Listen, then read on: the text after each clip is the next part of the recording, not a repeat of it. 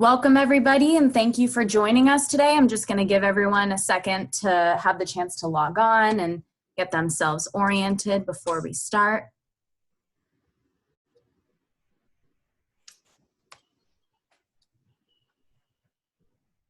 So just to let everybody know, all attendee phone lines are muted. You won't be able to unmute yourself, so don't worry about if you have any background noise going on. We can't hear you, you can only hear us.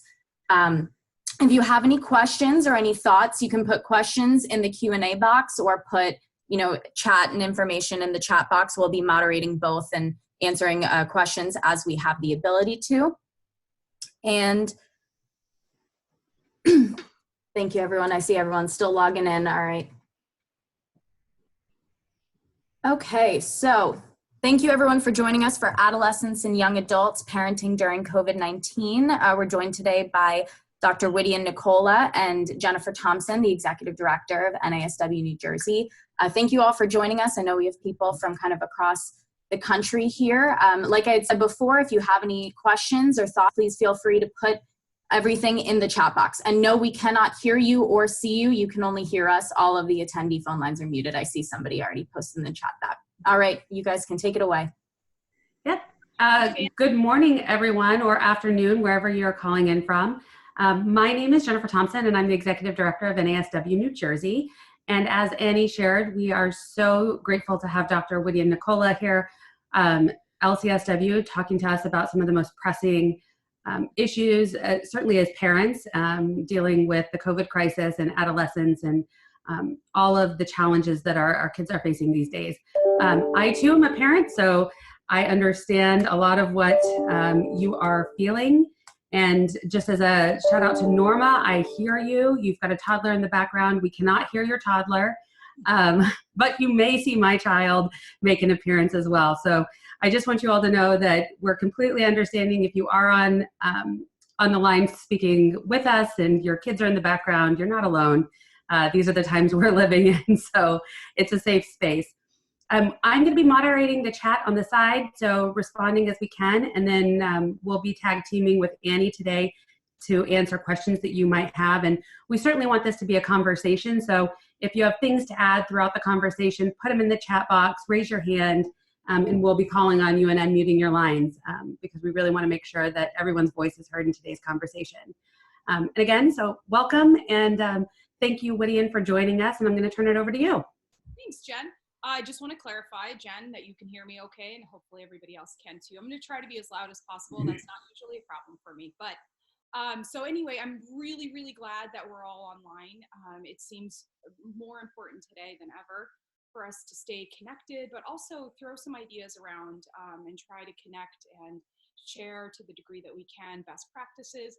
So my understanding is that there are both practitioners and parents on the line with us, which is a wonderful combination. So my hope, though, is to speak directly to parents, and certainly practitioners can glean what feels important in our conversation today. So the hope, though, for our time together is that I'll share some best practices and strategies for parents, and also strategies directly for adolescents and young adults that parents can help their children with. But I do want to acknowledge just very, very quickly and briefly that this is a really, really, really hard time. And when I say a difficult time, I mean there's a spectrum. Some people are loving this life. I actually haven't really met anyone in that extreme, but some people have adapted and adjusted to this lifestyle a little bit easier than other people for a number of reasons. So there is no shame. There's no sense of right or wrong in how you're managing both your own emotions and your own experiences at this time, but also the way in which you're helping your children manage and adapt to this stuff. So I just want to say congratulations to everyone that you've survived these couple weeks. And the reality is we're going to have to do this for a little while longer. No one knows how much longer, but long enough that these strategies need to be implemented ASAP and really buckle down for the long haul. So I have a couple things I want to share. So again, I want to talk about the themes that both as a practitioner, as I'm also a professor. So I've heard about these themes, these emotional experiences that adolescents are experiencing and young adults are experiencing. I want to highlight what those are. Either they may resonate with you or they may not. but the strategies will. So I'll talk about those themes. I want to talk about the strategies. There's 5 for parents, and then there's 3 strategies for young adults and adolescents. So we'll dive right in. And as Jen mentioned, if you have a question, if something resonates with you, if you want clarity in any area, raise your hand and we'll get to your questions. And hopefully this becomes more a dialogue than an hour lecture from me. So Jen, you may actually relate to this given that you're at home with your son. But some of the themes that I've heard about quite a bit recently, aside from both just sort of the regular anxiety and isolation and the loneliness that comes with this new way of life, is grief and substantial amounts of disappointment. And I'm saying those things in particular are for individuals, adolescents, and young adults who are moving through some type of really significant milestone. So whether it's graduation, whether it's 8th grade, 9th grade, whether it's prom, these really significant life events that have been on the radar, that have been on the calendars for kids and parents for a really long time. So that the grief and the loss that's come from that has been really significant. So that's one big sort of overarching theme. I do want to talk about how we reclaim some of these losses to the capacity that we can, within the confines of our homes and within the structures that we have in place to keep us connected and to reclaim those things. The other theme is this theme of loneliness and boredom, which I find just absolutely, not the loneliness piece, that's not funny at all, but the boredom piece is actually quite interesting, right? So we have so much at our disposal in terms of being able to be not just entertained, but engaged. And so I find it really interesting that at a time when we have a lot at our disposal, like social media, our phones, each other's company, that there is, even like outside, especially if the weather permits, that kids are finding themselves to be lonely. Yes, all day long. My child is bored. I know. And I want to clarify though, Jen, and maybe you can clarify from your personal experience that boredom means different things for different kids. Boredom doesn't necessarily mean I don't have anything to do. It could mean that I'm not engaged or entertained enough, and I'm sort of sick and tired of doing the same thing over and over again. And so then the strategy of how we manage boredom is going to be different depending on the interpretation of what boredom is. So if boredom is, I'm sort of sick and tired of doing the same thing, the intervention then for the parent or for whoever is the primary caregiver is to find creative solutions to engage in a different way. So if it's, I'm bored because I have nothing to do, that one's a little bit more simple. You give them options. But if they have options, and even within those options, boredom still exists, that's going to be a different strategy. Yeah. Just to I just want to take a pause here and see if you can move just a little closer to the mic. Sure. I know it's hard. To the degree that I can. I know it's hard. Is that close? Yes, that's so much better. Awesome. Thank you. Sure. So, okay. So like I said, so we've got grief and disappointment and loss. We've got boredom and loneliness. The other big pieces is obviously anxiety about the unknown, and on the opposite end, depression. And often they're both and so part of the work, and I'll talk about this here in a little bit, but part of the work is to identify which experience it really is. And if you have a parent or a child who already struggles with anxiety and with depression, and particularly if they're already pervasive, chronic, and debilitating, this is a breeding ground for heightened anxiety and heightened depression. And so we'll talk about how to strategize when it comes to those two things. Another theme is a theme of hopelessness and helplessness. So one of the things that many of you have encountered with your children and even young adults is that every decision has been made for them without their consent. When schools are closing, whether their prom is, gonna happen or not happen, if graduation's either delayed or not delayed, what schoolwork they need to do and at what time and how. Literally every decision has been made apart from their involvement or their engagement. So that's a really difficult transition. I mean, for adults, we have a lot more capacity to adapt to these types of changes because we've learned how to do that. Now, while kids, adolescents, young adults have the capacity to be resilient and rebound, they still need the skills and the direction in how to do that. And that has to come from the adults in the home, or sometimes often mentors outside of the home, if that's the case for your child. So missing once in a lifetime experiences, these rituals that are really, really meaningful, are a huge loss to the kids that all of you have.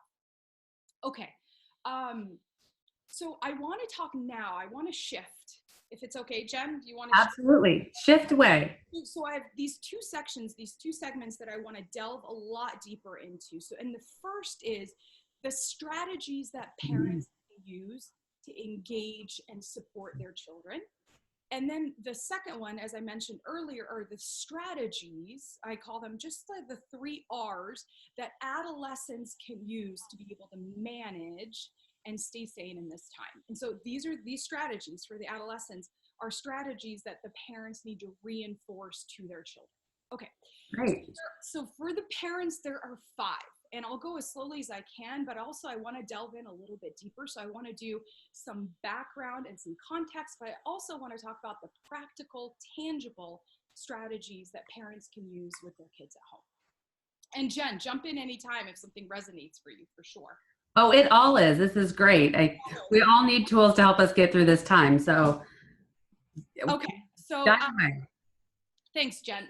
So what I want to say, though, too, just before I dive into these 5 strategies for parents, is that whatever emotional experience your child is having is okay. It's okay. So the work here isn't to remove emotions so that the children are happy-go-lucky and doing whatever they need. The work here, really, the aim, the goal, the expectation is that we shift the relationship that our children have to their emotions. So rather than being controlled by their emotions, part of the work is to help them manage their emotions. And so we'll talk about that here in a minute. I think that's really important. Do you? Okay. Yes. And every day they're different. So I think having tools to sort of navigate every day and every minute by minute, the set of emotions our children are feeling is really helpful. Oh, 100%. I completely agree, Jen. Okay, so let's jump in. The first strategy or responsibility for the parent is this: pay attention. I know these headings are quite small, but it's pay attention. The first thing, though, to pay attention to is your own emotional experience. And I think many of you already know this, whether you're a practitioner or a parent, you already know that truly dealing with your own anxiety is going to create an effect on the way in which the climate of the home is expressed, right? So if you're anxious and you're finding yourself to be in crisis mode frequently and you're obsessed with the news or you're worried about the future, that will definitely, not potentially, not maybe, it will definitely seep into the climate, the emotional climate of the home. So the first thing in this pay attention arrow is just pay attention to your stuff. And what is it that you need? Do you need a break? Do you need more sleep? Do you need to be eating a little bit healthier? Basic human fundamental needs. Maslow's hierarchy 101. Very, very basic. So pay attention. The second piece of that pay attention is pay attention to mood changes. Okay. So often, and you might, this might resonate for you or for your children in particular, or not, and that's fine too, that children, when they don't have the language to express their emotional internal experience, will express themselves in other language. So and you know this, if you've had an infant, a child expresses its needs through crying primarily, right? That's we're born with just one voice.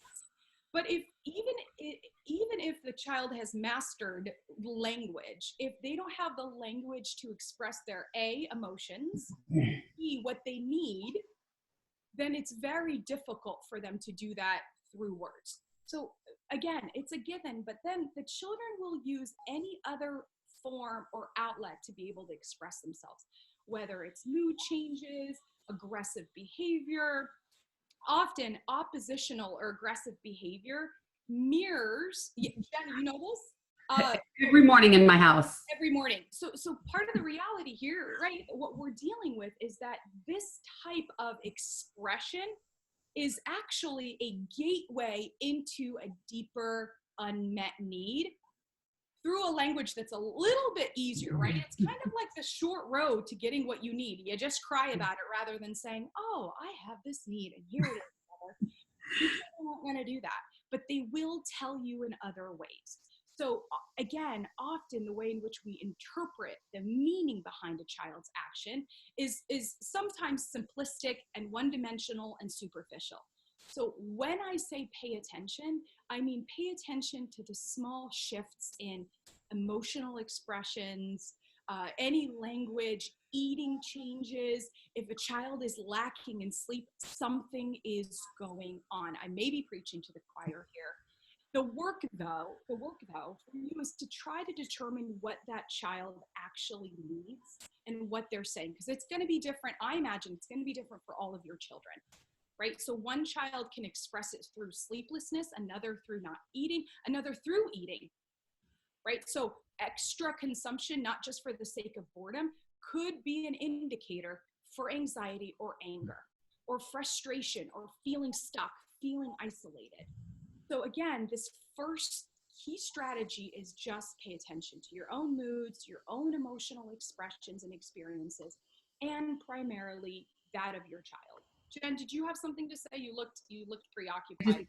Lots of people were saying, yes, they have children who are experiencing this as well. And yes, 5-year-olds crying for everything, getting aggressive towards siblings. So yes. All parents are really, really struggling with different expressions in our children and having to be mindful of that. Definitely, absolutely. And so again, then the question for you as a parent is, how do I investigate further what my child is attempting to say to me? So Tara Brach, who's a phenomenal, if you haven't heard of her, she's a Buddhist psychologist who's written several books, one of which is called Radical Acceptance, but she uses the acronym RAIN. And this is the case, this is actually something that is of a benefit to you as a parent, but it's certainly transferable in terms of attempting to understand what the child is saying, is attempting to say to us.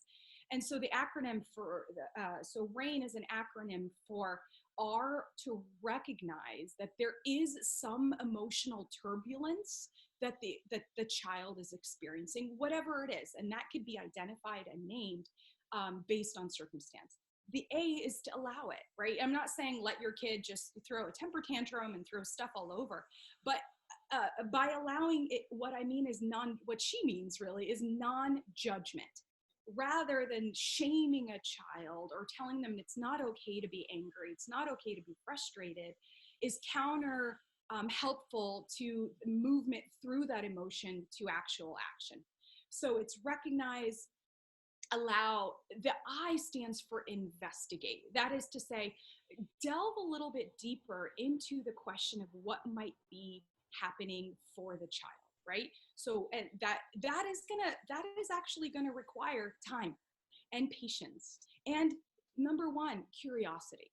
What is it that's going on? And giving language to children so that they could repeat what the words are that you're using in an effort to then really identify exactly what's going on for them. And the final N is to nourish. I like the word nurture as well. So whatever that unmet need is, needs to be nourished. If it's attention, if it's fear, and a child just needs a sense of comfort and safety and security, we have to be able to meet that need. So bypassing this entire process and just telling a kid to be quiet or go to your room, without really delving a little bit deeper, isn't getting to the root cause, the root issue that's unresolved within the child. So does that make sense, Jen, the way I've sort of described it?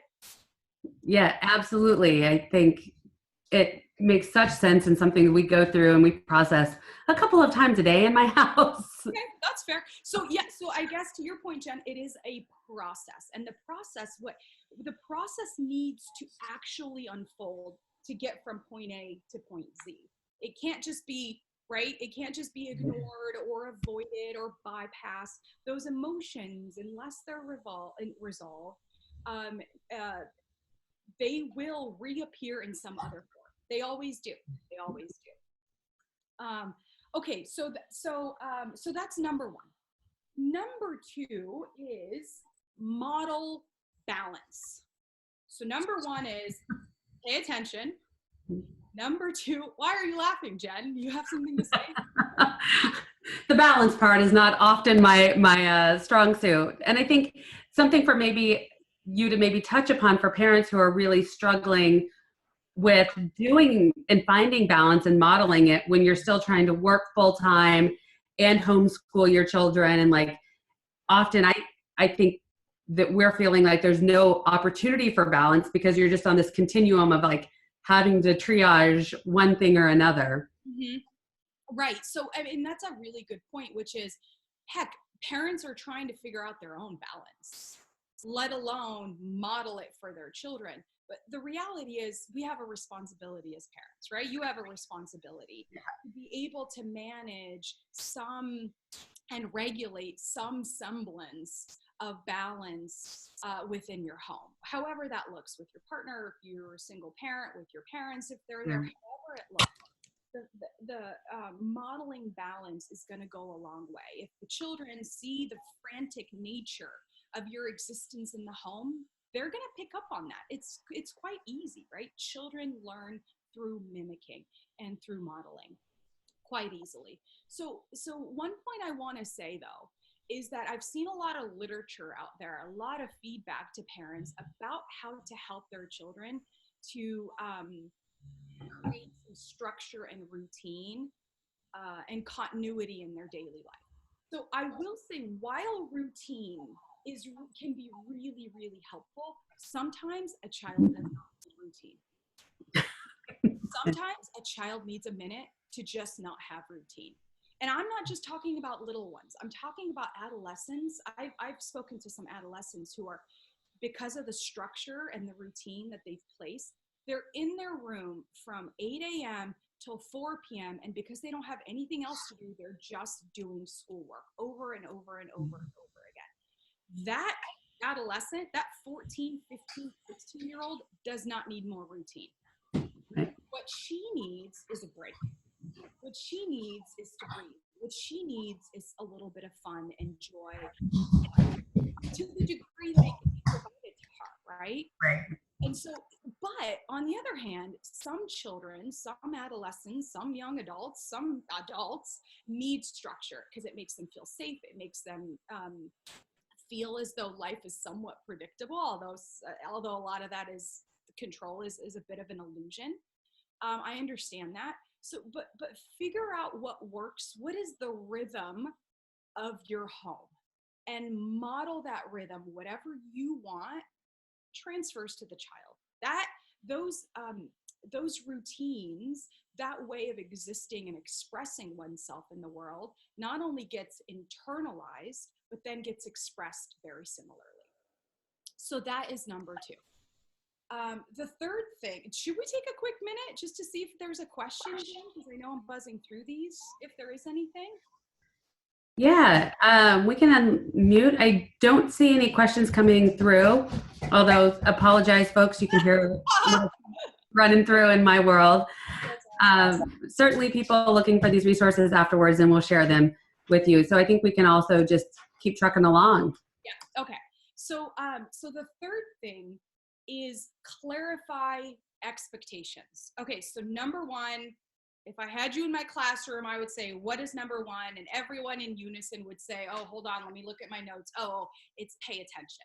Okay, so number two, model balance. Number three, clarify expectations. So I will say this, that the expectation here, just from the get-go, for all adults, for all adolescents, for all young adults, for everyone in the world, the expectation is not that we like this. No one is expecting that.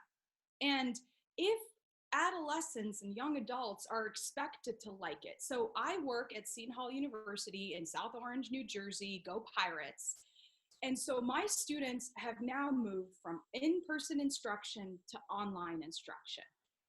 Some students in our program have chosen to do online instruction apart from this experience, because to some degree that serves them. And some students actually like it. So part of the work is reinforcing this expectation that in this transition, in this change, the expectation is not that you like it. No one is telling you you have to love online instruction. No one is telling you that you have to love the way that things are. The expectation is pure and simple. It's this: adapt, manage, and maintain. That's it. And to some degree, have some positive aspects. And we'll talk about remaining positive too. But if the expectation for your child is this high, that they have to be perfect, that they have to be as productive as they would be under normal circumstances, that they have to achieve, that they have to study harder to make up for, X, Y, and Z, it's going to be very likely, very, very likely that expectation will not be met, and the opposite might happen. Distress because of that. And if you have a child who is already a perfectionist, who already has super high standards for needing to apply to every college, get into Ivies, do really well on SATs, ACTs, whatever it is, right? If they already have that expectation, it's going to be very, very difficult to achieve in this time, because often in normal circumstances, they're being fed socially, mentally, emotionally with their counterparts in school. Right now, the access to those things that might energize them are inaccessible. So it makes more sense then to level out the playing field here, that part of the work isn't just basics, to some degree, some basic survival, but it's adapting to a new way of being in the world, managing expectations and managing how we do things day to day, and then maintaining that to the degree that we can. So, and I will say this too, Jen, that what works this week may not work next week, right? Like, let's just be clear about that, because I know, Jen, you've posted this image of this huge chalkboard in your and it has the days and what's expected of your kid and the time. And my sense is that you've moved away from that on some days, or completely on other days. No, joke. It was a joke. Yes, there's no. There's. Can relate to it though. That beautiful chalkboard. We're doing the best we can every day, and I think that point really resonates with me, that every day is going to be a little bit different, and every day our kids are going to need just a little bit something different. Some days my kid loves that he doesn't have to go to school, and he doesn't have, issues missing his friends, and he's just grateful he doesn't have to wear clothes. Absolutely. And then there's some days where, it's a really hard morning because he misses it and it's so different, and I don't teach the same way. Yeah. And so it is every day different. Every day is different. Okay, so let's go back. So first one, pay attention. Second one, model balance. Third one, clarify expectations. The fourth is this, and this is really important. 4 and 5, probably top notch here. The fourth is engage. So I want to differentiate between the word entertain and engage. Okay, because if you're just looking to entertain your kids, you're going to have a really hard time. Really, really hard time. Engagement, though, has a realistic bend to it. But I do want to say this. I do want to back up just a little bit for all those parents, non-practitioners who don't have the language and the context to really clarify what I mean here. I want to give like a very short 5-minute lesson about the brain. Okay. So often when all humans, really, all people, but particularly adolescents and into young adulthood, the brain continues. It's kind of like plastic. We have there's this term called neuroplasticity, which essentially says that the brain is malleable, that we aren't just born the way that we are, that we are actually shaped by our early childhood experiences and beyond. And so the brain has an ability to rewire itself based on various relational experiences that we have. What happens though, Dan Siegel, who's a psychiatrist, has given us the image, kind of sort of looks like this, right? Of our thumb finger that's being covered by the rest of our fingers, to illustrate the way in which our brain functions. And the way that our brain has evolved as a species is in 3 different ways. So the first is sort of what we might call the primitive brain. The primitive brain is the part of our brain that just helps us to breathe. It regulates our heartbeat. It helps us blink. It helps us to just do these normal functional things. The second part, which is right here, I just want to say it's this. This is what we call the limbic part of the brain, the limbic system. This is the place where the fight, flight, freeze response resides.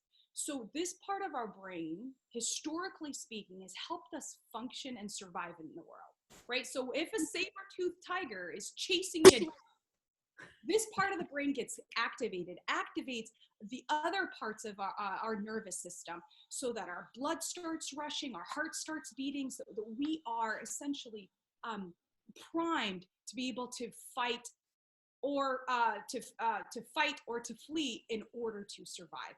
And this part comes in handy often, obviously for our survival. The more evolved part of our brain, which is right here, it's right behind our forehead.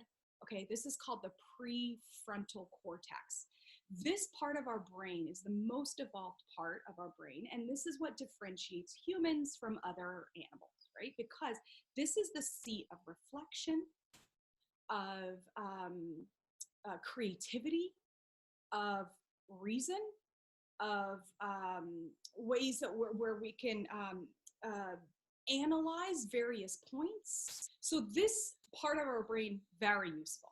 Unfortunately, what happens is when we have a perception of threat, the part of the brain that gets activated is this little guy, right?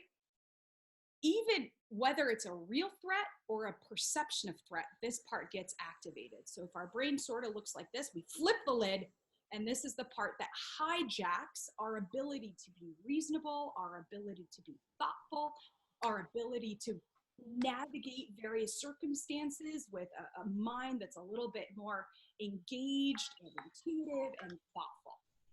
And so part of the work is to pay attention to when our children, or even our own internal experiences, when our experiences are expressed through this part of the brain. Am I being hijacked? Am I making decisions based on a fight, flight, freeze response? Or am I making a decision based on a response that's more thoughtful and rational? So Jen, I say that to say that when we are in fear, or we are in panic mode, when we feel a great deal of anxiety and uncertainty and grief and loss, to a degree where it feels threatening, we don't have the capacity to be creative. And when I say creative, I mean creatively engage a solution to the circumstances that we're in. So part of this engagement aspect is help our children, help your children, to be engaged creatively or to be engaged to find creative solutions to the challenges that they're experiencing. They can't do that though in panic mode. They can't do that though in fear mode. I say this a lot too to clients, Jen. I wonder if this illustration might be helpful. I know I'm talking quite a bit. Just want to get all this stuff out. This is good. It's good. It's good stuff. But what I want to say is that often, have you seen that Yuletide fire thing where you put on the television? It looks all the time. all the time, every Christmas. It's, well, for those of you who don't have a fireplace, that's an option.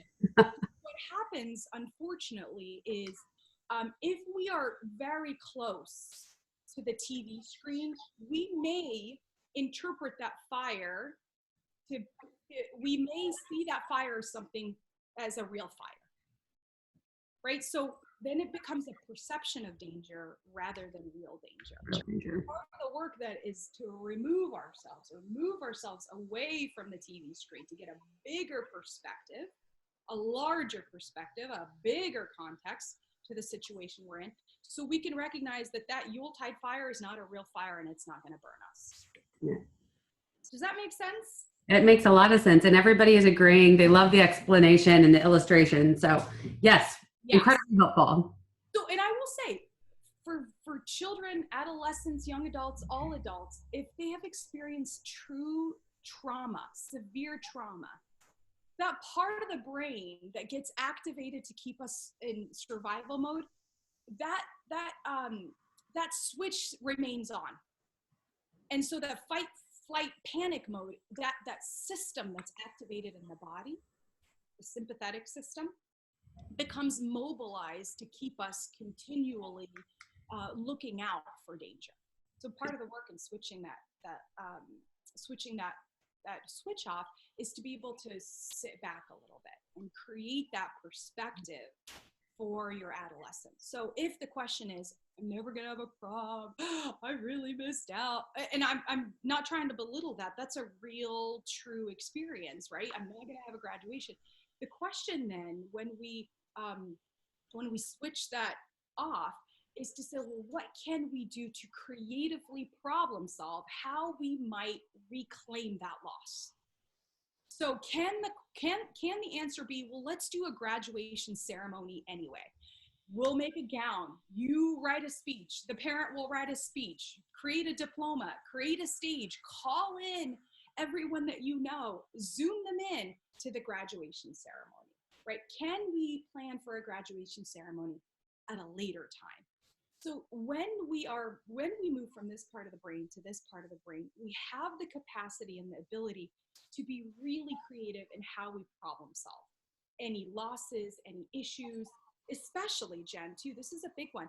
If there is isolation, if it is about loneliness, can the parents then, this is the question, can you bend the rules and the restrictions around how much social media time that your child has to account for that level of loneliness? So creativity can really go a long way. One of the questions that came through, how do you have any tips or thoughts on how we can engage some of our older children, adolescents, young adults, if they're not engaged or won't participate in the problem solving and that creative process? How can we help them get there?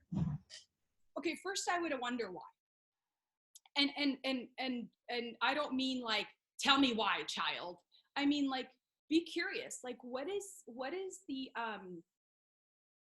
what's the thing that's prohibiting a child, not prohibiting, inhibiting, whatever the word is, what's preventing the child from being engaged in that process? My sense is they might be overwhelmed. Again, it's a guess. Your child might have a completely different experience. So step number one, remain curious about what might be going on. Bring it up sort of like lackadaisically, like as you're making dinner. So, you know, I've been really sitting with this question of what to do to try to like have our family be a little bit more engaged instead of you need to be more engaged or I want to engage you, please help me.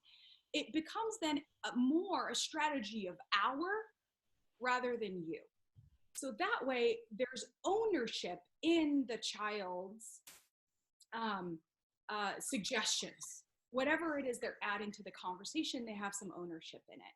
So remain curious, bring it up sort of lackadaisically as though you're like, oh, just having a small little chat, and then see what happens. The other thing too is provide options.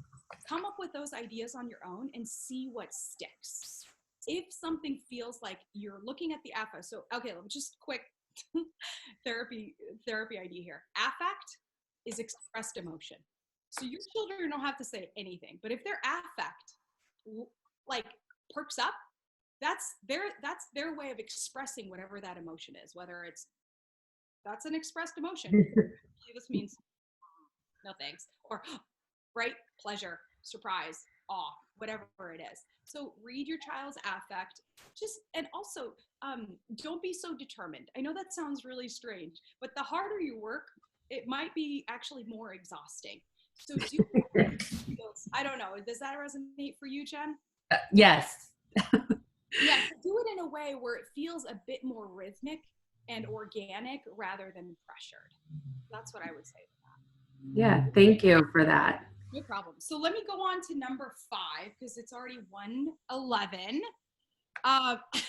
It's fine. I want people to be able to engage. So the 5th one, so again, I want to repeat these because I'm a teacher and this is what we do. First, pay attention. 2, model balance. 3, clarify expectations. 4, engage to the degree that you can.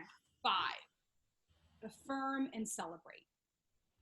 This is huge. So part of the grief and the loss that's coming up for a lot of youth and young adults right now is an inability to celebrate these milestones, is an inability to have these small joys that they would typically have under normal circumstances, whether it's laughter or inside jokes that they share with their friends, or even celebrating a game that they won at some kind of sporting event, whatever it is. So part of it is to affirm how far they've come, affirm that they're doing the best that they can, affirm that this isn't going to last forever, celebrate any small victories. Good for you for doing this. And they're not like empty platitudes, right? That's not what I mean. I mean, be completely sincere, in celebrating that this is really hard and that they're making it through. So that would be number 5. Okay, so I want to stop there, see if there's any questions, and I want to talk about the strategies to give to your children directly, and obviously for you to use as well, if there's anything. Yeah, there are definitely a couple of questions that have come through, but they're really around strategies. So I think let's maybe dive into those really quickly, and then we can open it up for the questions if that doesn't answer some of them. Yeah, that's perfect. Okay, so here are the strategies. There's 3 of them. I love numbers and I love lists, so bear with me, folks. Okay, so there's 3. Let's go into each of them. Reframe, reclaim, and remain. Okay, so easy to remember. So the first really, really big strategy for managing some of the distress and worries and experiences that your child has is to teach them to reframe the way they're thinking about their issues. So rather than I'm stuck at home, the reframe would be I'm safe at home. Rather than I'm not going to be able to take my SATs and oh my God, am I ever going to get into college because I have to put in my applications by December 31st? It's what can I do to better prepare for the SATs when they're available? Whatever the experience that the child is having, there is a way to reframe the way in which they're thinking about their experience. And quite frankly, that's the only control we have over this. And once we recognize, right, once they recognize there isn't a lot I can control but the way I think about things and interpret and make meaning of things, that's truly where that's where the growth happens, and that's what the sense of relief and peace of mind comes in. I think that's great. Something that we continue to do in our household as well is just the idea of reframing, right? So I don't get to go to school. I don't have my teacher. But you can finish school sooner and have more time for other things like art if you're at home. So yeah, that's really important. Well, that's actually a really good point. So Jen, and I know this is really, that seems like semantics and wording, and I'm doing this on purpose because language matters. So if we say, I don't get to hang out with my friends, and then the parent says, but you get to hang out with your siblings, that may not be like the best strategy. That word but negates the child's experience. So rather than using the word but, use the word and. And here's another option. And what could we do about that? I love that. So very simple, very, very, very simple, small shifts here, Jen, in reframing the way in which children both speak and interpret the meaning of their experience. Okay, so write it down, write the word reframe. So maybe the question to your child is, how can we reframe this? And they might look at you and laugh and say, what kind of therapeutic mumbo jumbo is that, mom? But the reality is, the more this gets embedded into the way in which you engage in conversations and how you manage stress, the better it's going to be. So then it becomes second nature for the child to be able to now habitually reframe the circumstances that they're in. Okay. All right. So number 2, reclaim. Number 1, reframe. Number 2, reclaim. Reclaim autonomy. So it's been very, very difficult. Again, and I said this early on, it's very difficult for a lot of adolescents and young adults because every choice has been made without their consent or their involvement. So part of reclaiming the autonomy is being able to have them create some schedules that work for them. Have them make some decisions, as many more decisions as they possibly can, so that they can have a little bit of agency to fall back on. Because even with the little ones, you can give them an option. Do you want to eat cereal? Do you want to eat oatmeal? Do you want to eat eggs and pancakes, right?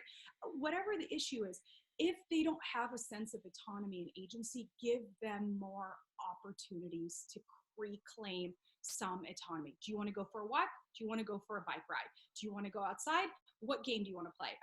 And that's for everyone of all ages. What should we have for dinner? Can we make some, whatever it is. Use your discretion in, getting a call. Use your discretion. Gosh, Apple, this is what happens when everything's synced together. But use your discretion and attempt to, in some way, help your kids reclaim some of that autonomy that they really, really need. Okay, so the other thing is remain positive. So part of it is you might be the person who's like, oh God, I hate this, right? I've gotten to that a couple times. But remaining positive is a huge aspect of how we're all going to get through this, but particularly adolescents. And let me tell you, the level of resilience that children and adolescents and young adults have is unbelievable. The capacity to come back from really difficult circumstances is remarkable. So use that, use a sense of, be as positive as possible and put things into perspective, right? This isn't going to last forever. The big unknown right now is when. What we do know is that this isn't going to last forever. Can we rely on that? And so part of the work for parents is to remind their children of that, but also help your children to be able to reinforce that line of thinking also within their own cognitive structures. One of the questions that came through was just about the idea of how to help our children who are older, reclaiming their autonomy and choosing to be on their devices 95% of the time. So you want them not to have their devices? I think maybe not 95% of the time is our ultimate goal. No, and they need sleep. No, that's a hard question because on some level, there is a spectrum of autonomy, right? So autonomy and having agency comes from a place of freedom, right? Being on the phone might be a strategy they use to gain control. So there's control, and there's autonomy and agency, right? And feeling empowered rather than being in control. So figure out where your kid lies on that. And if they seem to be obsessing fanatically over something, then they're hijacked. Truly hijacked. This part of their brain is activated. And often what happens is when we are overwhelmed, if we don't know how to manage it because only one option is on the table or two, and neither or both are sufficient for us to manage things, we will revert to the easiest way to manage those stressors. And sometimes it's tuning the hell out, which is really, really hard. It's hard. It's so hard to disconnect. So create opportunities in the home for engagement, whether it's playing games. There's tons of, I'm not suggesting that you do this, but there's tons of families posting some really cool creative ideas, formal dinners with like name cards on plates, right? Like a tasting menu, all kinds of plays that they are putting on, songs that they're writing together. And it's a little bit harder to engage adolescents because they're too cool for school sometimes. But ask them what their ideas might be or what might be helpful. Yeah, those are great suggestions. I think the idea that giving your children options, but also sort of drawing parameter around, like, there might be 10 options today, choose from the 10 options, but like there's still that idea that there are boundaries and like there are expectations that it's not 95% of the time. It's really helpful. Yeah. I find that to be true with the incessant snacking as well in our house. Oh, that's people have some questions, recommendations or strategies for parents who are also overwhelmed in this. Strategies for them. So the big thing that happens when we're under stress is we dissociate. We go into our head. We find ways to stay preoccupied because that's the only way that we know how to control. For me, my problem, the way in which my anxiety manifests is through cleaning. I know people are like, oh, I wish I had that problem. But no, I clean everything often. And even when it doesn't need to be cleaned, I see someone that says same. Oh, that might be Sharon. So that's my issue. So part of the way that we can help ourselves is to come back to our bodies, whether it's taking a bath, adding some salt, adding some essential oils for all you oil loving people, sitting outside for a good 10 minutes, doing a meditation. If you're a prayerful person, doing some prayer. The other thing too is actually two things. Listen to music and find your funniest friend. Because in some ways, I have a lot of friends that I text with a whole bunch of these memes, Jen, that I can't get enough of. They are hysterical. Like, humanity is killing it right now with these jokes. And levity can go a really long way to helping decrease our levels of stress and isolation and fear and all that stuff. So find your funniest friend, FaceTime them or text them. Your friend, whether it's someone that knows you the best or somebody that you grew up with, whoever it is, but find that one or two friends, stay connected to them and use them as outlets. And sometimes I know everyone's going through a really tough time, but can you talk about that tough time with someone outside of your family, somebody that could be a sounding board and they too can be a sounding board for you. I do want to say one more thing, Jen. Service is a wonderful opportunity to take ourselves out of our own situations. So whatever that means, writing a note, making sure your neighbors are attended to. I know in our county, Meals on Wheels is looking for volunteers. So if that feels safe for you and you're not worried, you're not going to have contact with anybody, that's a great way to get outside of yourself to support the community as well. Great. There are a couple of other questions come through, but are we through with the strategies? I lost. I'm good. I'm good with my things, but I lost track and just feeling affirmed in what we're going through. A couple questions came through. Lizzie asks, what would you say to a parent whose child either didn't want to go to school or refused to go to school prior to all this, and then the inevitable return to school? Nerves are running high for the child. How can the parent help keep the child calm and adapt when return is imminent? Yeah, that's actually a really, so it sounds like it was already difficult and now the difficulty is compounded to an nth degree.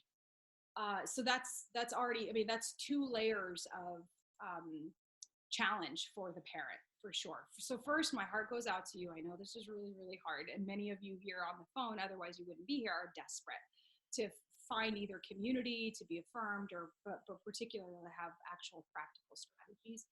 So one thing that works with anybody of any age, especially even adults, but particularly children, is reward. I know that sounds crazy. I'm not just saying, oh, the child, dressed himself, give him a reward. I'm not talking about the basic things. It's particularly the things that are hard for the child to do.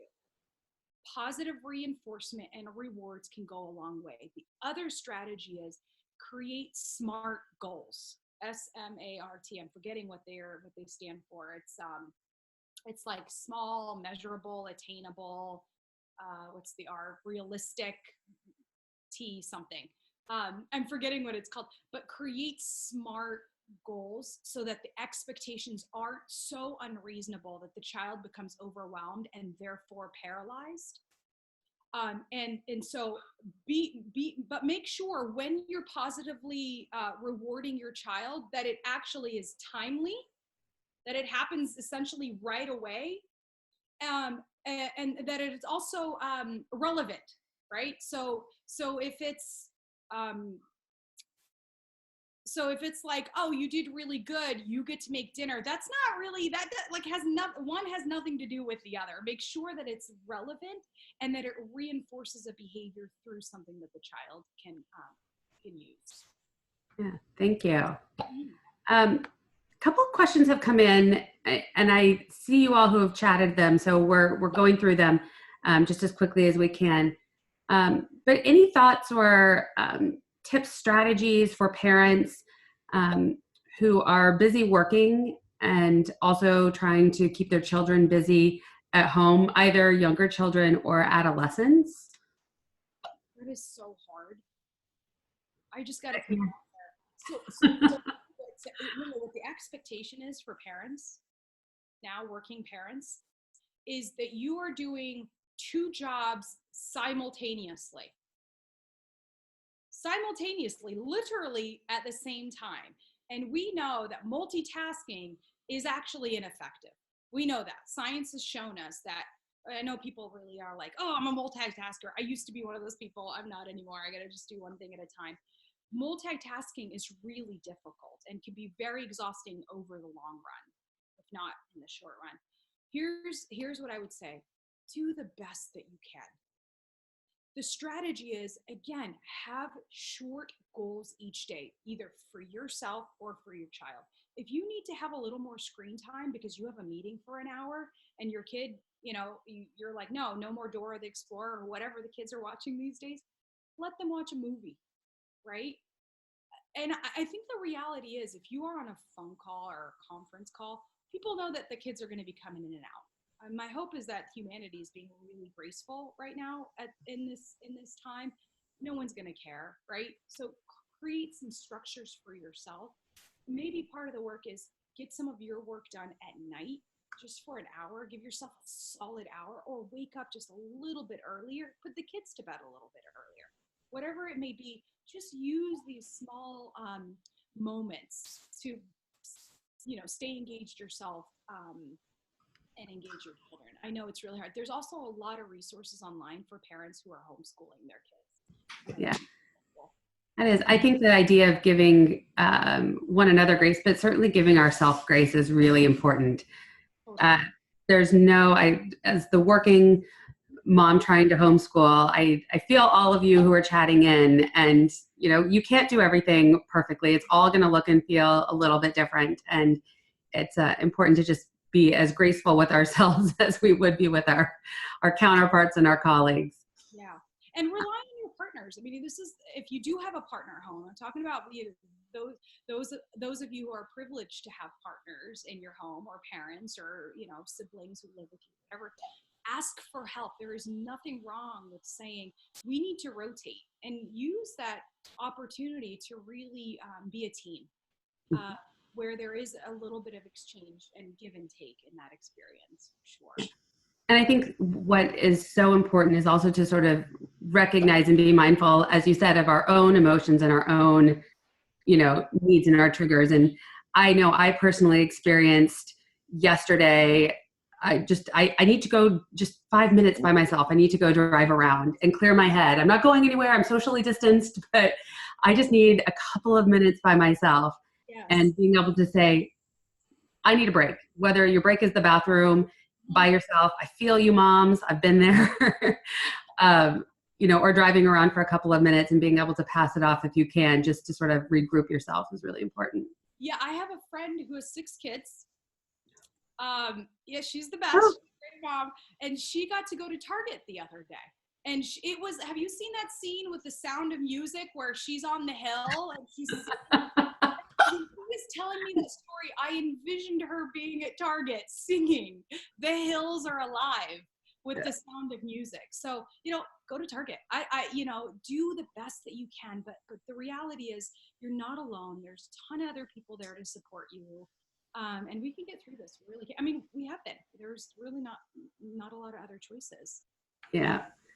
A couple of other questions that have come through. Do you have any suggestions for a young adult who has to go to work and is afraid of getting his parents sick or their parents sick? The parents are at risk by age and comorbidity, but younger adults who might be still working and living with their parents. Yeah, that's really, really, really tough. I mean, I think to the degree that you can, limit exposure to your family. Is there a way to, disinfect the kitchen once you've used it to have dinner? And can you socially isolate to your room and maybe do more of the communication in there? These small, really practical things. I don't have, right? Like, because I'm not an expert in how to manage these things, but I just assume use common sense. And be really thoughtful and intentional so that you're not exposing your friends and your family. But it is really hard. It's a really, really tough struggle for people who have to work and come home and back and forth. I saw this short video of this doctor whose son just ran to him, and the father said, no, and he sort of bent down, and the dad started crying because he couldn't even, I'm getting teary-eyed just thinking about it. He couldn't even hug his son. So Yeah. children need explanation for why there's some boundaries around this time. But yeah, it can be really emotional. It's okay to cry. It's okay to, it's okay to be angry. It is really, really difficult. It's a tough time. Yep, I think that's so important, just to make it okay that we're crying and we're struggling with it. And we have that in our household as well, of we are all going to have a breakdown and we're just going to have a good cry. And then we're going to talk about how do we move forward from it. Exactly. And sort of reset the day. Yeah, and maybe that's part of the takeaway too, Jen, is just keep moving, right? Don't remain stagnant to the degree that you can. Stay engaged. Again, create some distance so that you can have a bigger perspective over things and offer that perspective to your children when you can. Yeah. Another question that came through, how do you deal with friends and family who are constantly sending you news information, but that actually gives you anxiety instead of helps you? Tell them to stop. Like, I mean, I know that sounds really silly, but literally everybody on my Facebook feed is positive. I know that sounds crazy. I'm not trying to, I'm not trying to avoid complicated, serious issues or conversations. But at this point, part of the work in maintaining some semblance of sanity is limiting exposure to things that are already difficult, right? So I'm not saying put your head in the sand. Check, read an article, watch a short video, do whatever you need to do, but create those boundaries, and don't be afraid to be verbally kind in creating those boundaries. Hey, look, I'm trying to distance myself from some of these things. Do you mind not sending them just for the time being, as I'm trying to get my stay grounded? Yeah, I think that's really important. And we often don't watch the news anymore in our house because it can be a little frustrating, or one of us does, to know, like, is there something we should know? But sometimes mom's not the one who can handle it these days. Yeah. Do you have any advice for parents who are dealing with a child who's submitting some of their work but having a difficult time with the whole workload? Any thoughts on that? Yeah, I'm not sure if this is like a perfect suggestion or strategy necessarily, but I have heard that to sort of make up for lost time in the classroom, children are being bombarded with busy work. And I'm an educator, right? So I know how hard it is to keep students engaged. And often we can go to the opposite end and say, oh my gosh, we got to give them a ton of stuff to keep them engaged. So if you know what your child can handle and isn't, encourage them to go to that next level. But if you know it's truly overwhelming and burdensome to the degree where they are incapable of managing it because it's unreasonable, reach out to the teacher. Yeah. Find creative solutions and discuss what those creative solutions are with the teacher. I mean, you get to be the advocate for your child. Again, you get to advocate that they push themselves a little harder when they could potentially do what they need to do.